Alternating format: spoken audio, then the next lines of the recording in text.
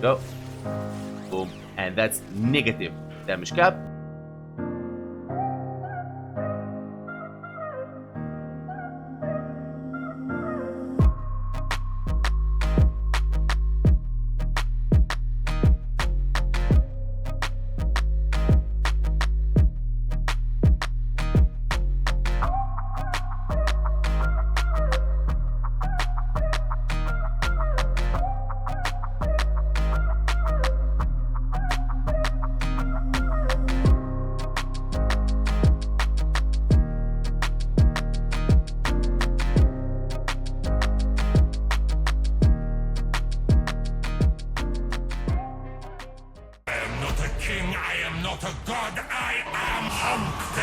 What's good everyone, welcome. Today's video is about one of the most powerful glaives in the game, Cerata, or we call it the Corpus Killer. And in today's video I will deliver for you a level cap build, damage cap build, you name it, so stick around. And don't forget to hit the like and subscribe to support the channel, as 79% of you watching and not subscribed. Now as always, before I build my weapons and my warframes, I rely on my method called DVS, and if you follow it to the T, I am sure you can make your own powerful builds.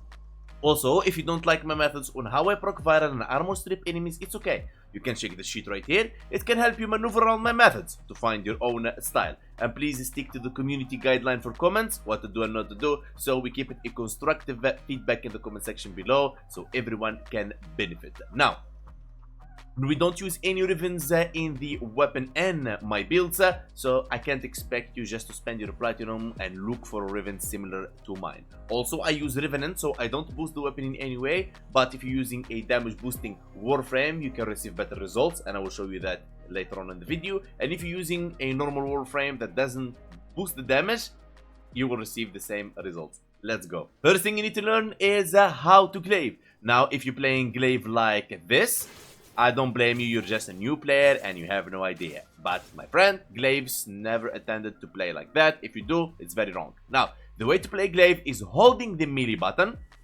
so you can throw the weapon in distance, okay? Boom. Now, the next thing you need to do when it reaches the target, you press the button in the mouse wheel like you're performing a heavy attack, or you activating or deactivating in Caron form, okay? The moment it reaches the target, you just heavy attack, like so. Boom. You see, now we hit a wider area because it's like, think of it as an explosion, okay? Look at this. Now this is without, as you can see, nothing happened. Again, nothing happened. Now boom, you see the explosion? Boom. Okay, keep that in mind. Now when it comes to the Warframe, I'll be running 3 Violet Archon shards to gain 25% melee critical damage when max energy is over 500, which it should be, and it's really awesome if you can have them Tau Forged. Now, the 2 Emerald Archon shards, they are very optional, and their job is to push the stacks of corrosive from 10 to 14 to armor strip enemies with weapons that initiate corrosive. Now, of course, it's not gonna be the Cerata, it's gonna be a priming weapon, like for example Sedo, or Compressa, or Epitaph, or Nukur, or whatever. Now, if you have a helmet ability, or you intend to use a Fox Skull like Nairo to armor strip, you don't need the 2 Emerald Archon shards, you're going to rely on those 2 instead. Now, Nourish here is very optional, and we don't need it at all, so run any helmet ability you want.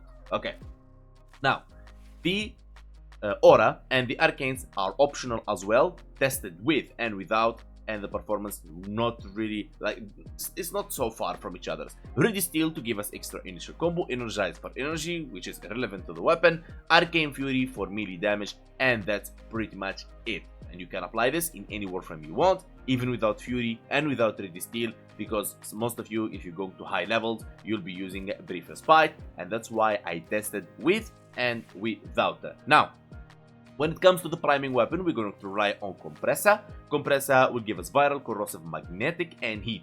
Now, forget about heat for a second. Magnetic is really good to increase the damage against shields and against overguard. We don't really care about shields because Cerata Toxin bypass the shields, but against the overguard is mamma mia. Corrosive, if we're playing against armored enemies like the Grenier or the Orkin, aka Corrupted. Viral to increase the damage by 325% to enemies with HP. And now when it comes to the Cerata, Gleaming Talon, Fast Arcing Strikes, Primed Pressure Point for melee damage, Galvanized steel for critical chance, but that's not why we're using it. We're using it because the critical damage, otherwise we'll be running sacrificial steel and with sacrificial pressure together. But I'll explain to you why we're not using them both, because we're gonna do damage cap later on. Primed Smite Corpus set, multiplicative damage against Corpus. You wanna switch that every time you're fighting a different faction, and since you are priming with Compressor for corrosive and viral, you can fight all the factions with Cerata. Primed Fever Strike for Toxin, Amalgam Organchata for critical damage and heavy attack wind up speed, Volatile Quick Return, Galvanized Reflex for heavy attack and initial combo, heavy attack efficiency, Killing a Blow for melee damage on heavy attacks and 60% heavy attack wind up speed. Melee exposure on ability cast gain 50% corrosive damage on melee strikes for 25 seconds, stacks up to 240%. Now, of course, you can run influence if you want to, or duplicate. That's totally up to you. But duplicate, if you're running Ruffle Advance, there is no use of it, as it works only on yellow crits. So you have two options: either the melee exposure or you have the melee influence. To run melee influence, you need to switch the build a little bit. For example, you need to equip, for example, let's say vicious frost in here, and you want to equip electricity in here. And now, as you can see, you got the viral and the electricity at the same time. I don't recommend it. I believe this weapon is meant straightforward for Corpus. But if you plan on priming, of course, it can go to every faction and you'll see doing damage cap in multi factions. So keep that in mind. Now, for Thanos that sees these prime mods and have no idea how to get them, they're very simple. You get them from Barukitir. He comes once every 2 weeks. You need to prepare your ducats by trashing your unnecessary or not needed primed parts in any kiosk in any relay. When it comes to the galvanized mods, you get them from the arbitrations, Arbiters of Hexes. After you play the arbitration, you get the Vitus essence, you trade them, and you get your galvanized mods. Now, when you have Riven with Toxin, you replace Fever Strike. If you have a Riven with multiplicative damage against faction, you replace Smite of Corpus. If you have CCCD damage, negative, I don't know, whatever, just replace Killing Blow if you want to, and you'll be good to go. Now, let's start with the companion first. Nautilus Prime, this is the build for it. You already know it, it's famous by now. And the trick here on Nautilus is the Tenacious Bond. To activate Tenacious Bond, you need a 50% plus critical chance on your sentient weapon. I use the best sentient weapon, which is the Verglass Prime, but it requires a Riven to reach the 50% plus critical chance. And if I roll the Riven right here, even with critical delay, it's 42% only. So if you don't have a Riven for Verglass, it's okay. Primed Razor Rifle, Warcloak, or Burst Laser Prime until you get a Riven. Alright, so forget about the helmet ability. We're not going to be using any of that. Now, I'll be summoning, first let's start with the Corpus, since we have the multiplicative damage Corpus mod. Actually, let's just like go randomly a Corpus group like this. Now, Corpus is very easy to kill, since we don't really going to care about the shields at all. We're just gonna like boom, and they're technically dead as Toxin bypass the shields. Let's summon them once more, and they're level 230 heavy corrupted gunners. For me, Corpus is really easy. Honestly, if you play them, if you play against them with the right, let's say, element. Okay, so I don't think even I need to prime them, but let's just, for the sake of testings and stuff like that, there you go. I mean, that died even before I prime them. So let's switch up the element, switch up the faction. We put in here the Orokin. Boom, and we're good to go. Now, we're going to summon the Orokin. Go. Heavy corrupted gunners, of course, and that's the real deal. Since most of the times you'll be playing Fisher. Okay, that's why they're important. And here we go. I just prime. So just prime them, and then boom, 2,200,000. And this, trust me, guys, will scale to damage cap eventually. And here you go, 8,900,000. Now, if we use Revenant Steel and we switch this, for example, to Kullervo Helmet ability to increase melee critical chance by 344%. Let's see how this is gonna go. Summoning again level 230 heavy corrupted gunners. Go. Priming the enemies to viral and armor strip. Activating Kullervo Helmet ability and shkaboom. That's 129 million. There you go. Let's do it one more time. Priming those enemies. and boom. That's really powerful.